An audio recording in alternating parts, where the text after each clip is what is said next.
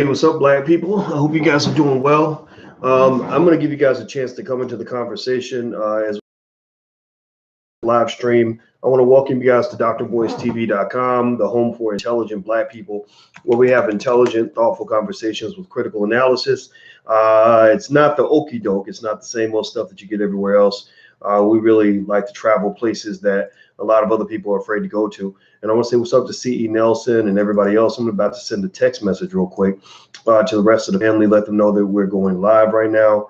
And if you want to get a text notification when we go live, pull out your pen, write this down. If you want to get text notifications when we go live, text the word Boyce to 31996. Just text BOYCE to 31996. Hey, LaMarcus and Coach K and J Real, Larry Hurt, Maina, Lavera, Samuel, Kingdom, LaMarcus, etc. Hello, everybody from the African History Network. I hope you guys are doing very well. Your favorite, shout out your city. I love it when you shout out your city that you're from. I see Amana J Bone is from Pittsburgh. What's happening? Let's see here. Thank you for all that you do, says Jermaine. Well, thank you for your support. Without your support, we can't do any of this. So if I ever act like I don't appreciate your support, then just, if you see me on the street, just run up and kick me square in the nuts, because I clearly have lost my everlasting mind.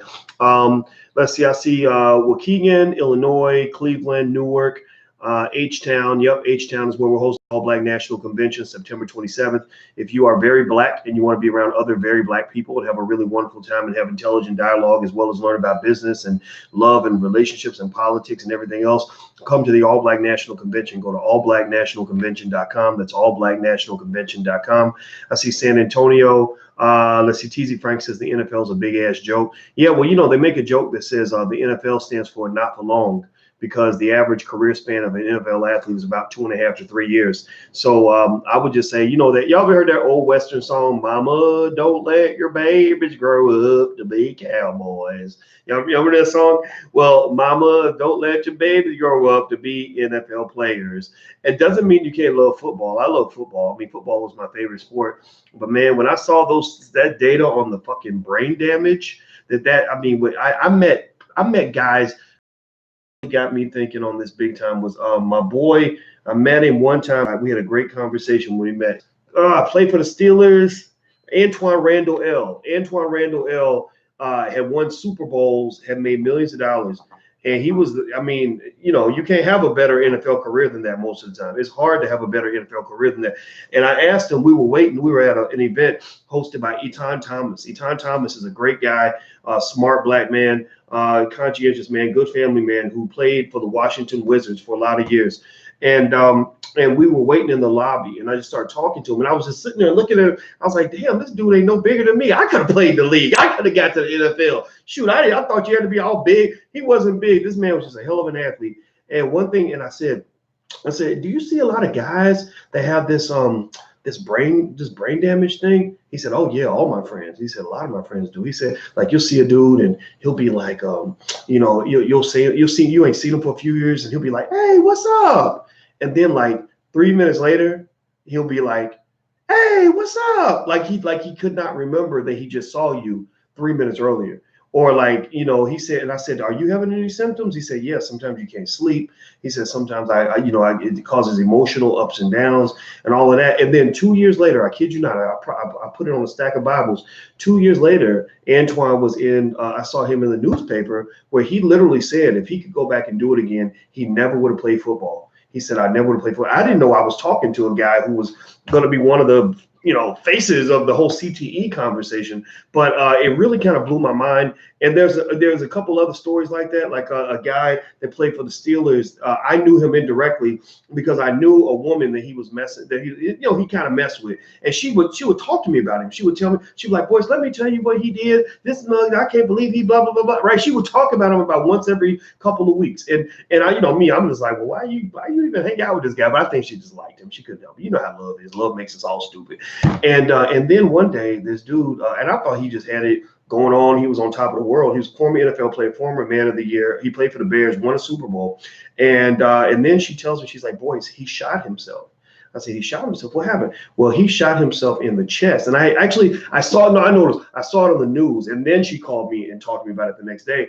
But I saw it on the news. He shot himself in the chest. not in the head. He said, I shot myself in the chest because I want you to take my brain, and I need you to examine my brain because something ain't right with my brain. Junior Seau, another great player. Same thing. Like NFL life ain't what you think it is, man. I'm telling you, if you love your son, I'm not. I mean, I hate it. I hate even having to say this because I know a lot of y'all have sons that play in pee-wee football, and a lot of y'all grew up playing football. I mean, I did too. I love sports. Sports is great, but I just feel like NFL. I don't know if that's good for young black men. I just, and it also whenever I see all these black men getting locked up for violence, getting locked up because they just went off and punched their wife out like Ray Rice did, or they do something crazy.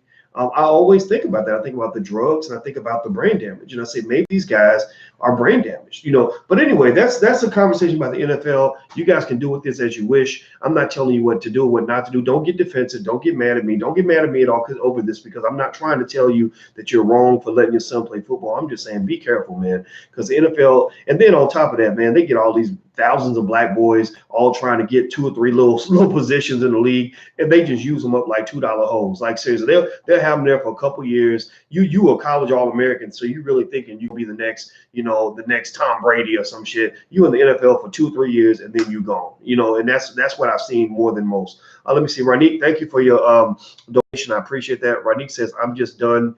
There are literally 2 white supremacist rallies happening now in Portland and Dallas. But Mary already singing the anthem. I'm done. Oh, okay. All right.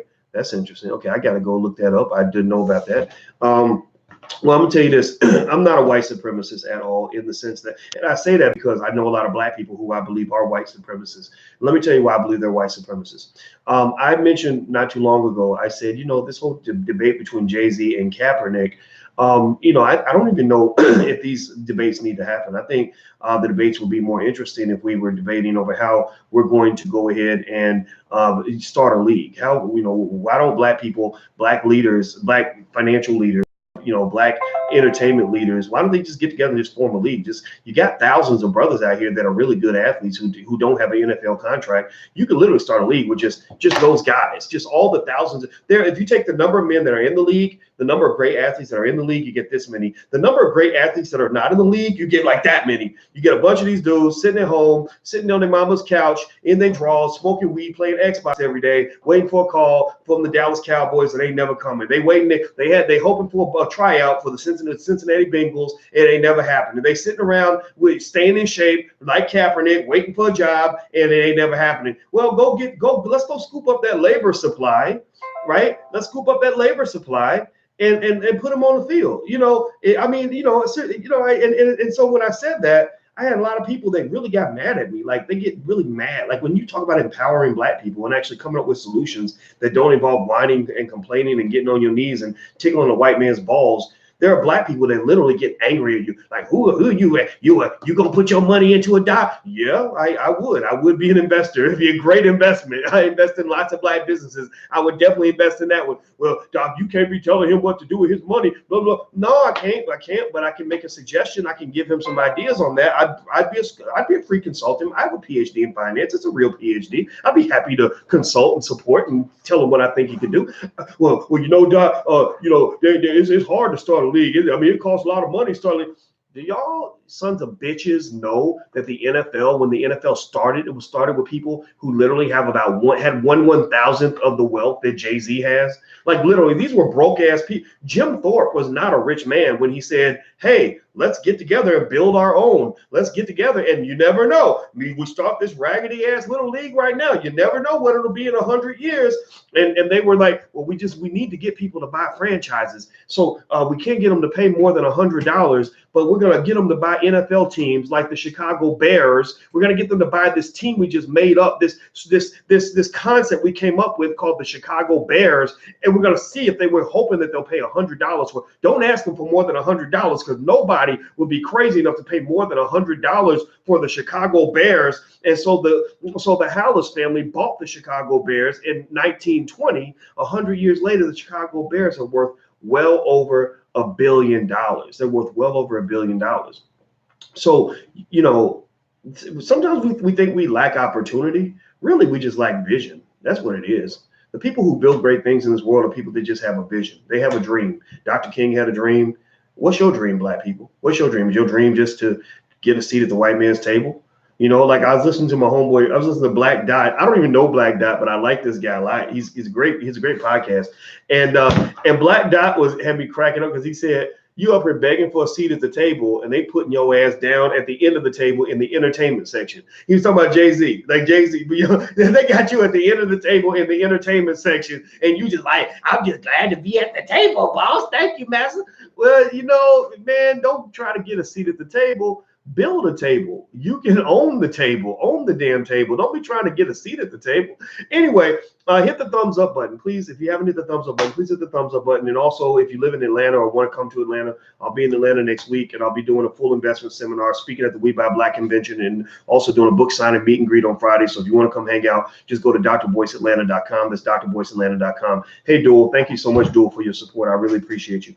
All right, so one thing I wanted to mention, actually, this was something that that I confirmed with research, and I heard, and actually Black Dot mentioned it, and I was reminded of it. Vicky Diller brought it up also on Twitter, and I realized a lot of people didn't remember this. But, you know, Kaepernick, not to diss Kaepernick, I think when I read up on Kaepernick, I really feel like he's a good guy. I really feel like he wants to do the right thing. I feel like he's the world's better with him than without him. I have to give him credit for that. But one thing that has to be real clear is that when you're talking about the whole issue between Kaepernick and the NFL, that's not really so much of a social justice issue as much as it is just a labor dispute. It's a labor dispute because Kaepernick chose to use his role with the 49ers to not just make the 49ers money, but to instead of making money for the 49ers, he chose to use the platform to speak on an issue that mattered to him, which was, the police killing of black men on the street. Now, I don't have an issue with that. I mean, I think that there's a connection in the sense that the NFL is wrong for not supporting that, right? Why? Well, because say, well, there is no connection. There is no connection between the NFL and black men being killed on the street. And I don't agree with that. The NFL themselves, they aren't killing black men on the street, but the NFL relies heavily on the labor supply of young black men who are coming out there getting brain damage in order to make money for these owners of these teams, most of whom are not black. I don't even know how many black NFL owners are there, like as far as part owners or whatever. I don't know. I'd have to double check the data, but I don't think there are that many. And I don't think there's any black man that fully owns a team or owns the majority of a team. But maybe I'm wrong. If I'm wrong, tell me I'm wrong so I can correct myself right now. So anyway, so there is a connection in the sense that there is a, they owe it to black men. They do. If I have a business that depends on, say, a bunch of gay men. Let's say I created the show Queer Eye for the Straight Guy, and I had all these gay men working for me. And all the gay men say, we want to speak up on this issue that affects the LGBT community. Well, even if I'm not gay, I should still support what they believe in because they are my partners in this process. They are the ones giving me their labor, giving me their support. If I have a bunch of women that work for me and they say, this is a women's issue that we care about, I can't say, well, I care about you only if you're making me money. I don't care about women's issues. I don't care about what you care about. I only want you to care about what I care about. So I think it was okay for Cap to do that. But here's the thing about Cap that's fascinating. A lot of people don't notice. A lot of people feel like Cap has been out of work for, X amount of years or whatever. He has a little clock on his Twitter on how many days he's been out of work, which honestly, I don't really care that much about that because if he really wanted to play football, he could go play in the XFL. If he wanted to play football, he could go play in the Canadian Football League. There's places Cap can go play football. He just wants to be in the NFL, right? But then the other issue is that if you recall in 2017, Cap did not get released from the team. Cap was offered a final year on his contract, a couple of years, I think. I think his deal wasn't supposed to end till next year. And I got to go look it up. But if I'm not mistaken, his deal was supposed to end in 2020, which we haven't even hit 2020 yet at the time of this recording. And Cap opted out of the deal. Cap chose to become a free agent to try to get more money. He left the 49ers voluntarily so that he gave them the option of not re-signing him. So I think that it might have been a miscalculation on Kaepernick's part to think that it wasn't going to make a difference, that he was kind of disruptive to their business model, by doing what he was doing. Doesn't mean it's a bad thing. It just means that that's what it was, right? So let me see. I got to double check. I could have sworn it said 2020. Let's see. Let's see. The league was notified in a letter sent to all teams by Kaepernick's representation that Thursday's the first day Cap can opt out. Okay, this is an article from 2017. Kaepernick's contract was originally supposed to keep him with the Niners through 2020. 2020. It ain't even 2020 yet. So if Cap had wanted to remain in the NFL, pay attention now. If Cap wanted to be in the league right now, he could be in the league right now. The person who took Kaepernick out of the NFL is Colin Kaepernick. I mean, that's just, I mean, it doesn't fraud. And I see Ball says Cap is a fraud. I don't think he's a fraud. I don't. I believe, I just listen to him and my heart tells me that this young man really believes in blackness. Like he cares about black people. And I love him for that. I really do. But I think that there has to be, you know, an element of truth and critical analysis and understanding when we analyze this thing. This man is not, he ain't Pookie who got fired on his day off, who's sitting in the unemployment line because he can't get a job. I mean, you know, Pookie quit his job, right? If your cousin's like, I can't get a job, and you're like, but they gave you 3 more years on your contract, and you chose not to stay on the job. You told them you wanted more money. So not only are you raising hell on the job, but you asking for more money, and you gave them an out. You ever have a relationship like that? You ever have somebody that tell me if you've ever gone through this, where you're dating somebody and they getting on and you're like, the only reason I'm with you is because I'm loyal to you, you know, because I just feel like I'd be a bad person, right? So ultimately, right now, Kaepernick ain't doing no talking. His girlfriend's doing all the talking, period. Okay, so can you guys hear me? It looks like it's kind of going in and out. Okay, so somebody's saying they cut the live. I don't know if they cut the live. Tell me if you can still hear me and you can see me if you are on if you're on YouTube, because it looks like the live is getting cut and stuff like that. Are you guys able to see me and hear me? Okay. Okay, William says I can see you and hear you. Okay, good. Sorry about that. If it goes in and out, yeah, I don't know what the hell's going on with this thing. Sorry about that, guys. Hit the thumbs up button. Please hit the thumbs up button, share and subscribe button and all that good stuff. And let me lay out a couple of other quick points that I hope that we'll consider in the midst of all this ridiculousness that we're kind of dealing with. And actually put some note in my trusty Black Business School binder, which by the way, you can have one of these if you come to the investment seminar. We give these away to all of our students. I believe that, you know, this debate over Jay-Z versus Kaepernick, where the whole community is divided, you know, in terms of which side they take. You got to understand that's what the power of white supremacy does. White supremacy has done this all around the world. What white supremacy has done is it's always divided black people. That's why you had Hutus and Tutsis over, you know, in Africa chopping each other up, because they separated black people from the good Negroes and the bad Negroes, light skin, dark skin, all that stuff. The plantation, you have the house Negroes versus the field Negroes, right? And so right now, Jay-Z's the house Negro, Cap is the field Negro. And now we're picking. We're like, which side do we want to pick? Well, the thing about it is that, you know, if you want to avoid division on the plantation, then what you do is you own the entire plantation. So what I encourage them to do is to go and take a note from Ice Cube. You know, Ice Cube, he did something that I thought was really smart. He went and he got all these great black athletes and put them together in this league called the Big Three. If you know Ice Cube, you know, send him a note and tell him I want him to come on this podcast. We got Monique coming on the podcast on Monday. We had a billionaire Mike Roberts on last week. A lot of people that I respect. I invited George T. Frazier and a few others. I'd like Ice Cube to come through the podcast because I want to be a personal ambassador to support the Big Three. I've been watching the Big Three. I made an effort to commit myself psychologically to the Big Three, the same way I did with that other football league that they had that was only around for about 6 weeks, and then they shut it down suddenly. Pissed me the fuck off because I was literally following the teams to see who was going to win the championship and all that. Because I'm a fan. I'm a fan of these sports. I am. I love sports. But, you know, with the Big Three, like I know that Power is one of the best teams in the league with Cuttino Mobley and Big Baby and all this. Like I know these things, right? And that's what you do. That's how a league succeeds, is people have to become emotionally and psychologically invested in the league. And what I want to actually publicly say is that I hope you guys will take the time to become psychologically and emotionally invested in the Big Three league. You know, so I'd love to have Ice Cube on, and I will personally vouch for it and support the league, because black people have to own leagues. You know, and I think that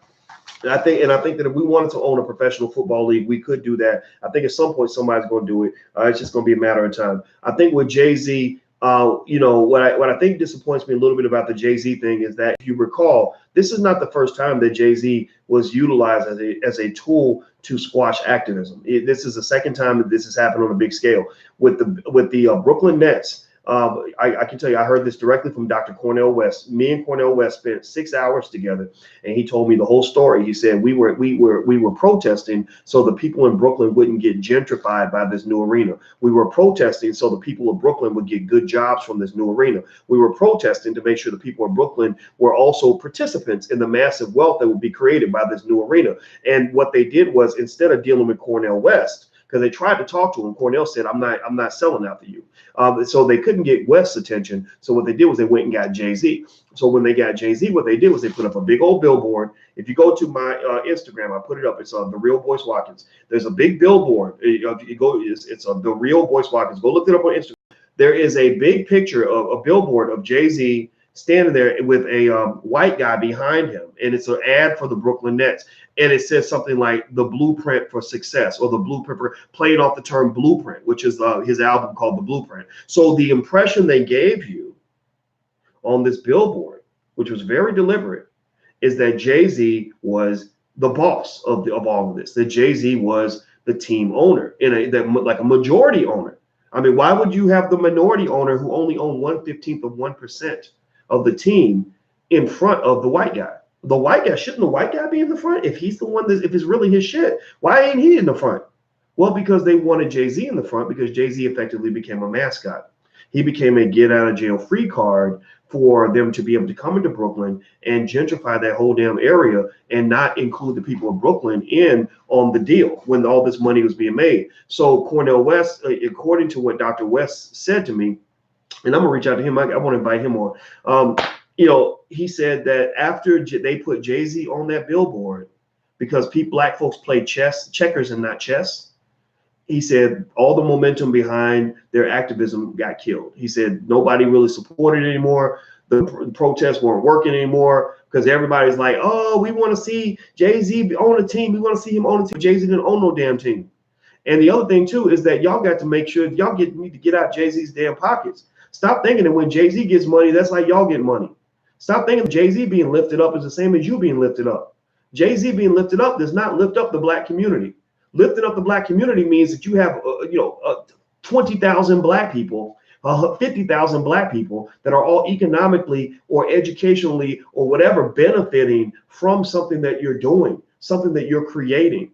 When you say I'm feeding 100,000 black people, that's lifting up the black people. I'm putting, 50,000 black people. I'm not talking about 100 or 200. That's symbolic. I'm talking about 50,000 black people now have housing because I built, low-cost housing in the hood, right? The Black Business School, we have 80,000 black people and probably 1 million black people a week who now have financial literacy in their household as a result of the things that we've been talking to you guys about. Raise your hand, shout it out. If you're in the chat, shout out, give your testimony right now in the chat. Are you better off in terms of how you view wealth and what you're doing in your personal life because of the Black Business School? Do you own a business that you didn't have before we crossed paths on the internet? Are you teaching your children differently because of something that we do on the internet? Did you buy your first home because you ran into us on the internet? I can point to thousands of people who will say this. Like, is your life different now because you come into this podcast than it was before you got here? My goal is not to be famous or to just being rich is not a crime. First of all, let's make sure we're clear about that. Ain't nothing wrong with people making money. Ain't nothing wrong. This is not criminalizing wealthy people. We got enough of that. Y'all don't believe in demonizing wealthy people because they're wealthy. What is a problem is when you lay something out and you pretend it's one thing when it's actually something else, right? Or when you claim to have substance when it's actually symbolism. Right, again, no dissing on Jay-Z, but y'all saw me. Y'all saw my opinion shaping over on Jay-Z. First, I had a big issue with Jay. Then I felt better about Jay. Now I have another issue with Jay again. I'm kind of reverting. I'm kind of going backward a little bit. Putting a lyric in a song every blue moon is not the same as elevating and uplifting hundreds of thousands or millions of black people. Y'all know for a fact, and I'm not putting myself on a pedestal because I'm nobody's perfect person. I'm not even going to jump out there like that because I'm not even trying to have that kind of competition. But think about this. Imagine if you gave me $1 billion tomorrow. If you gave me $1 billion tomorrow, what do you think I would do with that $1 billion? Do you think that I would just have like a private jet, or just go own an NFL team, or just whatever, just buy an island or something, and that let that be that? Or do you think that I will be doing the same shit that I'm doing now, just on a Goliath scale? Do you think that I'd be, instead of reaching 1 million black people a week, I'd be reaching 10 million a week? Instead of the Black Business School being mostly online, we would have Black business entrepreneurship centers in every hood in America, and we would literally be accountable to the community in terms of saying, okay, we educated 50,000 Black boys in the last cohort on how to build businesses. Next time we're going to go for 100,000. Like, that's what you would see. And so my point is to say that we have to know the difference between and I hate even using myself as an example, because I don't want to come off arrogant in this, but what I'm trying to tell you is that you got to know the difference between, symbolic Negroes doing well and the whole community doing well, right? Like when Michelle Obama goes out and sells 10 million copies of her memoir, that is really, really good for Michelle, Barack, Sasha, and Malia. It's debatable as to whether or not that is good for the entire Black community, because last time I checked, Michelle ain't really mentioned the Black community. All Michelle did in her book when it came to Black folks was she threw Jeremiah Wright under the bus. Jeremiah Wright, and that bothered me, because Jeremiah Wright is one of the smartest human beings in the history of this country, and he loved Black folks like nobody's business. Why would you throw him under the bus just so you can get a bag for you and your family, but then the whole community's left in the shit track, in the shit pile, because you want to go make $100 million? Like, just leave Black people alone. Like, if you ain't gonna do nothing good, just don't do anything at all, and stop pretending like you did something when you didn't do anything. Get past the symbolism and start looking for the substance. That's what I'm saying to you, Black people. Just start looking for the substance. Where are the lives of Black people being transformed in a very direct, real way because of the actions of this person? Not symbolic, not like, okay, we sent a few thousand bottles of water to Flint, Michigan for the water crisis. Yeah, that's nice. That's good. That's real. But if there's 40 million Black people, are you doing something that's going to affect maybe, I don't know, 2 million of those 40 million, maybe 5 million of those 40 million, right? So that's all I'm just saying. I'm not saying the guy's worthless. I'm just saying that, we're just sort of, people laugh at you. When you're Black, they laugh at you. These billionaires, these corporations, they laugh at you because they literally think of you. They think you're more primitive than a Neanderthal. Dealing with the Black community is like dealing with a bunch of children. Like, these children, if you give them something flashy and shiny, they get excited and they really think it's real. They think that the fake shit is the real shit, and we got the real shit in the back. And other communities don't operate that way. Other communities look for something more substantive. In fact, actually, Nielsen studies have shown, when Nielsen is telling corporations how to get as much money out of the Black community as possible, in their reports, one thing that they wrote in their reports is that the Black community is more influenced by celebrities than any other community in America. That if you want to sell laundry detergent, get a celebrity to tell Black people that your laundry detergent is good, and they will go buy it. White people are not so quick to do that. They're like, well, wait, let me just try it out. I don't know if it's good. I don't really care if Kevin Costner and Brad Pitt uses laundry detergent. I need to know if it's good. Black people, unfortunately, we are influenced heavily by celebrities, and so I think that we have to kind of grow beyond that a little bit. That's the final point I want to make. I think at the end of the day, a few points I wanted to make with this conversation. One, Kaepernick is not involuntarily unemployed. That little clock he's got on his Twitter, he probably needs to take that clock down, talking about how many days he's been unemployed.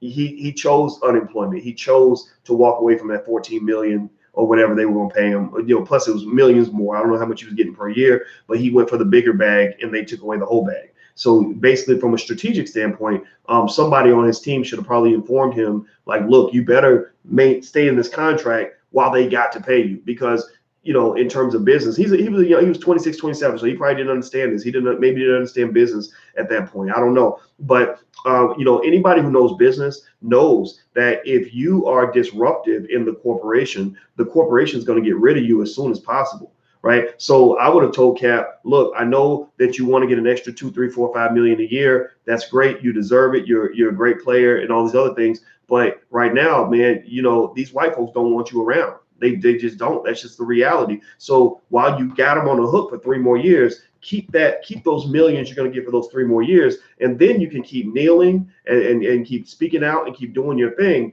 But you don't quit your job and then get mad because nobody else will rehire you, because the minute you give these folks a chance to get rid of you for good, oh, they're going to run. White people do not have an interest in losing money for Black activism. That is a reality and a fact. And as long as we are working for them, as long as we are going into the world as employees and not as bosses, then you must submit to being a fucking employee. If that's what you want to be, if you want to be a subordinate, then get on your knees right now and just start bowing and begging and scraping, because that's what you need to do. Make sure you put on some knee pads, because you're going to be on your knees for your whole goddamn life. So what I'm trying to tell you guys is, those of you who don't want to be on your knees your whole life, or don't want your children on their knees, teach your children to be bosses, teach them to be owners, teach them to create things. Because I'm going to tell you like this, I have felt what it's like to have a high paying job, and I have felt what it's like to run a small business that wasn't making a nickel. I had more pride owning a small business that wasn't making a nickel than I ever had being somebody's bitch. But that was just me. That was how I was built. Some people are built differently. Some people can tolerate white supremacy. Some people are okay with that. But I'm not okay with it. I could not tolerate injustice. I learned, my mother pointed this out to me when I was a kid, when she used to say, boy, your mouth is either going to make you great or get you killed. I'm curious to see which one. And I remember realizing early, I would rather be dead than to have somebody cut my balls off in front of my children and have me looking like a little boy. I would rather just kill me right now. Just put me in a casket, because life ain't worth living if I got to get up every day knowing that another man, it's smaller than me, weaker than me, less intelligent than me, is controlling my reality. What kind of, can't nobody live like that? Scratch that. Some people can live like that. I can't. I'd rather die like that. So what I'm saying to you as Black people is that, a lot of these debates that we have to have, these battles we have over who gets what seat at the table, Jay-Z versus Kaepernick, all that's driven by white supremacy. And white supremacy is it takes two to do that tango. White supremacy does not work if you refuse to accept it. If you refuse to believe that they are superior to you, then white supremacy does not work. You cannot oppress a group of people who refuses to be oppressed. You cannot claim superiority over a group of people who actually claim superiority over you, who believe in Black excellence. In fact, when they did a study on the cultures, it's an impromptu kind of ad hoc study, but it was interesting. When a woman wrote a book, a Yale professor wrote a book where she figured out which cultures are most conducive to success. And this lady, she was really interesting. They called her the Tiger Mom. And I think she was a Yale professor. And what she found was that she said the Nigerians have the strongest culture in the world. And they said, well, what are the characteristics of that strong culture? She said 3 things. They have a commitment to educational excellence. Most of y'all, tell me yes or no. Yes or no. Some of y'all might be Nigerian anyway, but tell me yes or no. You don't meet too many uneducated Nigerians. You don't meet too many Nigerians who know more about Beyonce and their favorite rapper than they know about what's in them damn books. Like, seriously, it ain't uncommon to run into a family of Nigerian doctors and lawyers and scientists and business owners. Like, I mean, I'm just giving props tonight.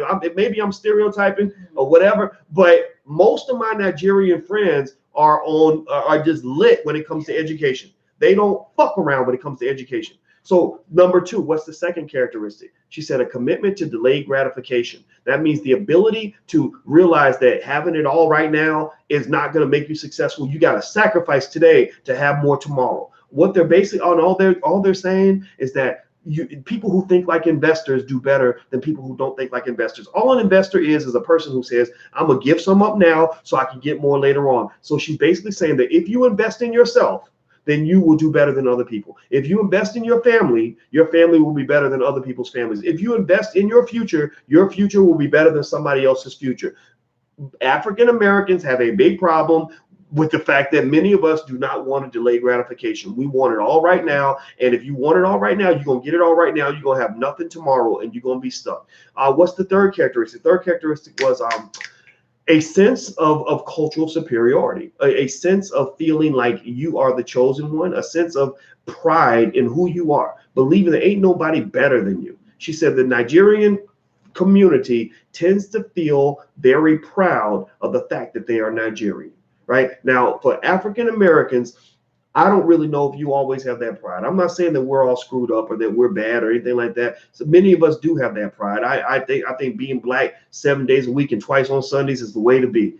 But I will say that a lot of your pride is contingent upon white people accepting you. You get your pride from your oppressor giving you a seat at the table. Well, Oz got a seat at the table now, boss. Oz is a successful Negro.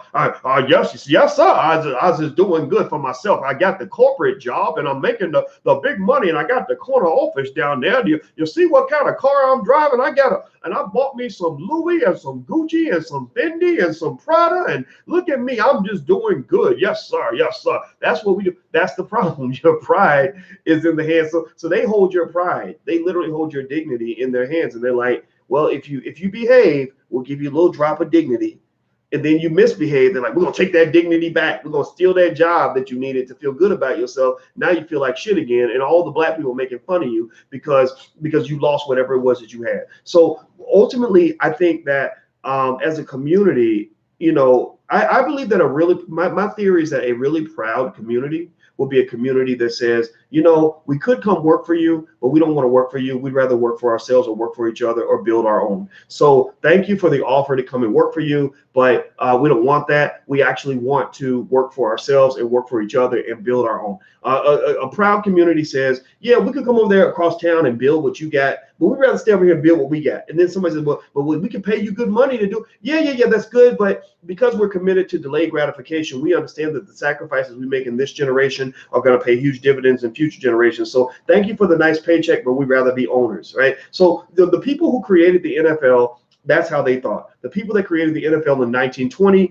they didn't know that by 1970 the NFL will be a multi-billion-dollar entity. By 100 years later, the NFL is worth hundreds of billions of dollars, an insane amount. I don't even know what it would cost to buy every NFL team. So if we had people in our community that had wealth and vision, right? Visionaries with lots of wealth and power, like the Jay-Z's and everybody. Let's say all of them were trained, and I could probably train them to do this if they would sit and listen to me for a little bit to see what we could have in 100 years if we make a sacrifice today. Then we could create our own NFL tomorrow. We could create our own NBA tomorrow. Do you think that the black people are better off now than we were when we had the Negro Leagues? The Negro Leagues, you're already sitting on $1 trillion asset with your athletes. Your athletes are the best in the world. Why are you selling your athletes cheap when you can actually keep them in your own league? The Negro Leagues created thousands of jobs. There were thousands of fans. There were thousands of the opportunities created from the Negro Leagues every year. We own these athletes. We own the teams. We got the dignity of being the commissioner, the owner, and everything else. There was no Colin Kaepernick versus Jay-Z fight in the Negro Leagues because the Colin Kaepernicks were loved and embraced by the league, right? You're embraced and you're safer when you come back home. Go back even further. Did y'all know that black people used to have a racing league, a race car driving league that was as good as NASCAR is today? Did y'all know that? Did y'all know? How many of y'all knew this? Yes or no? Yes or no? Yes or no? How many of y'all knew that back in the day? I owe this to my homeboy who teaches at the Urban Youth Racing School in Philadelphia. Will Smith is actually doing a deal with them to do a little series with them, and I'm so happy about that. But anyway, Anthony Martin, that's his name. Anthony was telling me that 100 years ago, black people had a racing league that was on fire. Where they had black race car drivers that would be on tour, and they would go to stadiums that were black owned and have thousands of people in the stands. They were making money. They had all the groupies chasing them. They had all the little kids saying, I want to be like you when I grow up. They had all of that, and it was all black owned.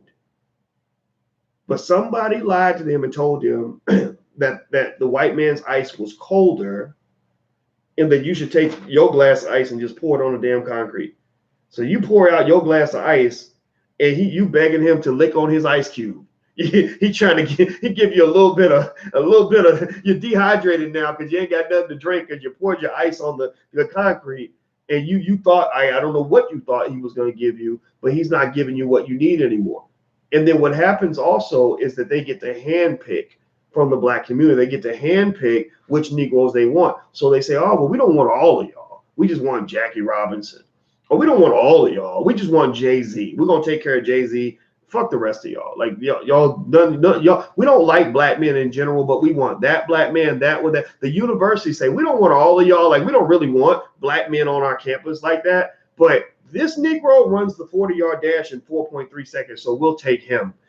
This guy is 6'9", 250 pounds, so we'll take him. Right, but this guy over here, he wants to come to school and learn biology. Well, we're USC. We really don't need Negroes to learn. We got Asians who can do biology, so you can stay home. We don't want you. Oh, this guy's a professor. Oh, well, we don't really want any black professors. We'd rather have black athletes because they make us more money. Intelligent black people don't do much for us. We'd rather get the entertainers and give them a tiny seat at the end of the table, like Black Dot said. Give them a tiny seat at the end of the table in the entertainment section, and that'll be all that we need from you right now. So what happens is that's why your whole community suffers, even though you have a couple of chosen Negroes that seem to be doing really well. You have a couple of elite Negroes that are literally winning at the Hunger Games. The Hunger Games, if you go watch that movie, The Hunger Games, all that was about was basically the elite handpicking a couple of people that they would treat like royalty, and they would parade these people to the masses to get the masses to commit to a system that did not work to the benefit of those people. They would commit to the system because the subtle message that they would receive is,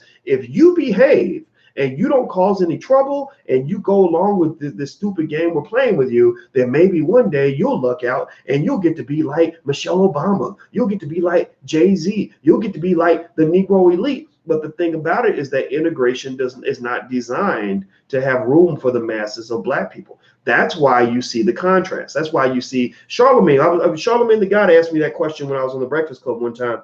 And he said something about black people doing better and black people having more wealth. And I said, black people ain't got more wealth. The statistics don't say black people have more wealth. The statistics say the elite Negroes have more wealth. But if you look at black wealth on the collective, black wealth is going backwards. It's going down. Black wealth is being drained. Right, but black people don't have more wealth now. Like, where does that come from? That's not in the data. So what I'm trying to say to you is that I think that the key point you got to walk away from this conversation with is this: there's a difference between a couple of people doing really well and them providing symbolic inspiration for the masses versus the masses doing really well. So if we want to measure it, like, so Jay-Z's up here, he's saying, I'm gonna work at the NFL and these social justice initiatives and blah blah blah. Okay. What are you going to do? What is the plan? Okay, we got here's a place to start. And I think Jay would agree with this. I hope he would have the political will to pursue this. Everybody's talking about the immigrants. Everybody's talking about the illegal immigrants coming across the border, and they feature their stories. It could be like 50 of them, 100 of them, a couple thousand, and it's a big deal. Like, oh, they're being separated from their families, all that stuff. Feel how you want about that. I'm not going to tell you how to feel about that. But here's a better story for you. I want you to write this one down too. There are tens of thousands, probably hundreds of thousands of black people who are in prison right now who got popped for violating federal law many years ago. Their families have been destroyed. All their wealth has been sucked out of their family. Their children, maybe some of their children, have been sexually abused because they didn't have a father in the house. And they're all in prison right now. Do we have a plan to figure out how we're going to get 80,000 of those people out of prison? 100,000, 50,000 even. Do we have a plan? Or are we going to just let out one person at a time and act like that's a big victory? When you let out one person at a time, see, when you get caught in the symbolism, here's the trap you fall into. You watch a movie about the Central Park Five, and you say, "Oh my God, this is terrible! Like, well, how could they do this?" And it was terrible, right? We know what it is, right? We know all about that story. But do you really think? Do you really think that's the only group of black men or black women that have been falsely incarcerated? Like, do you really think that? Okay, people get mad. People really went in. Like, they were like, "Who's the prosecutor? We're gonna go get that prosecutor. We're gonna invite him to the BET Awards and have a ceremony. We're gonna talk about it. We're gonna tweet about it. We're gonna hashtag it, right?" Okay. Now what? Are you not remembering the other probably 50,000 black people that went through the same damn thing, and you ain't paying no attention to them because you got your symbolism? You got your psychological and emotional high, but there was nothing real about any of that. Nothing real. You really think you did some shit when you really got the Central Park 5 taken care of. We really felt like we really advanced as a people when that happened. But they still got the other 50,000 of them locked up, and ain't nobody paying attention to that. You're paying attention to the little win when it's the big picture that really matters the most, right? So I would love to see Jay-Z go after the big picture. Show me some kind of program or initiative that significantly improves the lives of 100,000 Black people. Show me, motherfucker, seriously. And let me tell you why. The reason I know this is doable is because I do this shit on a fucking shoestring budget. I can point to 1 million Black people a week that I reach out to just from the little shit that we got, the little bit. I mean, I go through, I got to deal with the Negroes who are MAGA. Oh, you sold a book for $25. You a crook. You know, whatever, right? They done bought to spend $300 on some Nikes, but you mad because a book costs $25. Whatever. On a shoestring budget, we've been able to change the lives of hundreds of thousands of people. I cannot tell you how many times on the street I run into people. Am I lying or am I telling the truth? Yeah, when I run into people on the street who say, my life is different because of something that you taught me. My children are being raised different because of this. I'm educating my family differently. We just bought a house for the first time. Our wealth went up. I started investing because of you, and I made $5,000. Like I can point to that, and I ain't even got a budget. The NFL won't fuck with a Black man like me, and that's okay. They probably shouldn't. If I was them, I would be like, oh God, don't let this Negro in the building because he's going to see right through all of our bullshit. He's smarter than us, and we need to keep him as far away as possible because smart Black men are a danger to the bullshit that we've been pulling over the eyes of the masses for the last 100 years. So I don't blame the NFL. I had one meeting with the NFL 10 years ago, and it did not go well. And the meeting lasted about 3 seconds. So I'm okay with the NFL not messing with me. I'm not. I don't really want to go meet with the NFL. What I do is I talk to the Black people. I try to influence the Black people who can get that meeting with the NFL. I don't want to be Jay-Z. I want to be Farrakhan. Not exactly like Farrakhan. Can't nobody be like Farrakhan exactly. There's only one Farrakhan, but I love Farrakhan's role because Farrakhan is the guy that all the people in Hollywood call, and they don't tell nobody they're getting advice from him. It's okay to work behind the scenes. So at the end of the day, I'm sitting here baffled. I swear to God, I'm baffled every day over the fact that you got these billion-dollar Negroes.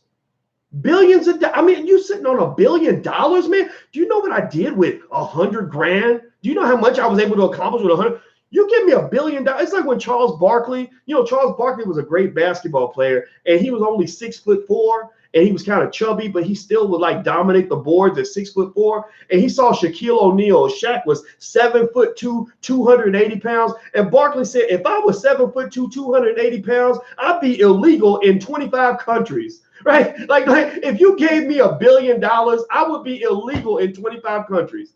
And so my point is, I don't understand. I'm confused. I'm trying to figure this out. I'm not, and I'm not even, I don't mean to put myself on, I sound like I'm putting myself on a pedestal, and I apologize if I sound like an arrogant asshole right now. I'm not trying to be that person. I'm just trying to tell you all the truth.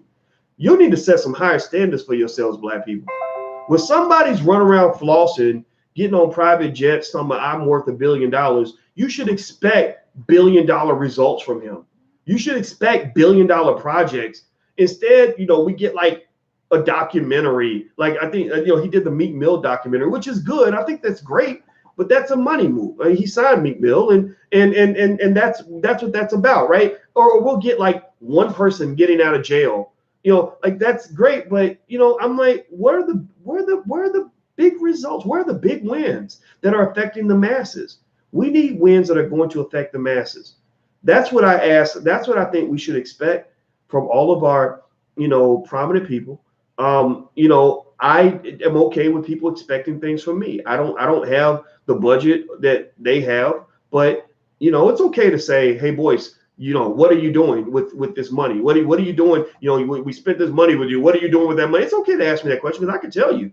Should I put all my money back into the damn business? This shit ain't easy. This shit is difficult to do, especially when 90% of all Black people are like completely asleep. You know, so that's my 2 cents. I'm gonna stop talking because I don't want to sound mean. I'll conclude by saying that, you know,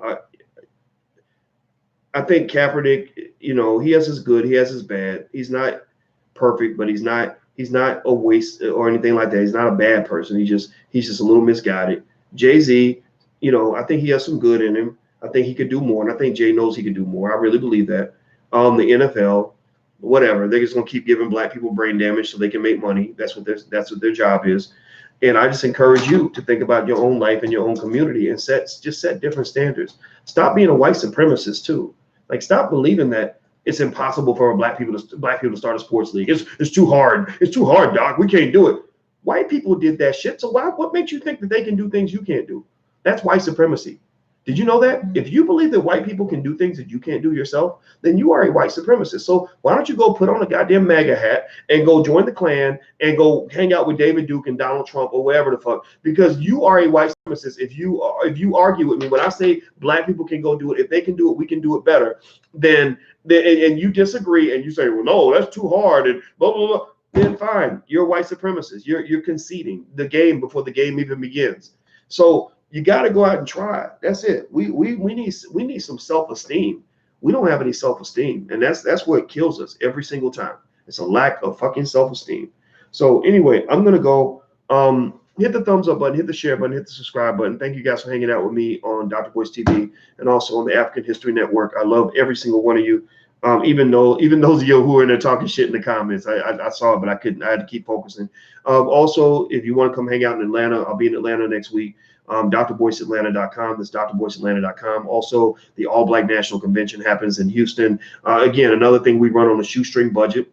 But we get it done. We make it happen, you know, and we don't take corporate sponsors. No, this ain't brought to you by McDonald's and Bank of America. You can't have Black liberation brought to you by Walmart. It doesn't work. It just doesn't work. So those are sacrifices that you have to make. So sometimes we ask the community to step up and help us get this done, because one thing I know about finance and money and investing is that you must invest in the things that you want to manifest. If you want to manifest, then you must invest. If you don't invest, then somebody else will make the investment, and the person who makes the investment is going to control the narrative. I don't want people controlling the narrative. That's why the All Black National Convention does not take corporate sponsors. If that means we got to cut the budget, we cut the budget. The speakers are like, hey, I expect a fee of $10,000. I'm like, I'm sorry, we can't do that, because we're not a big corporation. We're not Apple Computer. We can't do that, right? And so, but the thing is, you can still get things done.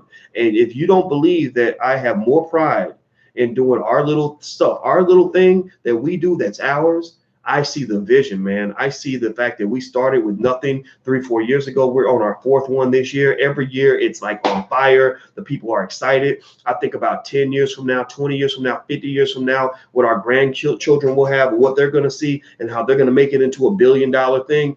And I get excited about that. That's what keeps me going. So what is your dream? What is your dream, Black people? Stop thinking about what job you want to get or whose seat at the table you want to get. What is your dream? What are you going to manifest in this lifetime, in this generation, in which your grandchildren will see you as a hero and even almost like a god? Like, you are the person, you are the originator of all things great in your family. I encourage you to think that way. Think big. Think big. They teach you to think small. They teach you to be small. I want you to be as big as you can be, and then lean on the power of God to fill in the void. If you don't feel big enough, like I don't feel big enough, there's no day where I feel completely big enough to do the things that I really believe that I can do. But I allow God to fill in the void, because I know that God in the universe will fill in the space that I can't fill in with logic and knowledge, information, and money. Right? That's how visions get formed. That's how realities get created. So find your reality, pick it, stick with it, commit to it, and keep going.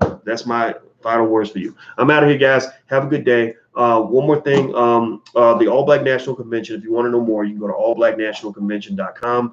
And also, if you guys want to take a look at our financial flashcards and workbooks for children, feel free to go to financialworkbooks.com. That's financialworkbooks.com. I offer you these things because I'd love for you guys to try it out. If you don't like it, you can get a money-back guarantee, 30-day 100% money-back guarantee. We have a whole customer support team that we invest in heavily to make sure that everybody's happy. So, but we would just appreciate it very much if you would give us a try. take a look because that really does help. And we will put this back into the community and get things done. So I'm not just waiting for the Jay-Z's to do it all. We're doing what we can with what we got. And I believe we got a lot. So take care, guys. Have a good day. Love you. And thanks for hanging out with me. This extra long conversation. I did not expect to talk this long, but sometimes it happens. I'll see you guys later. Take care. Peace.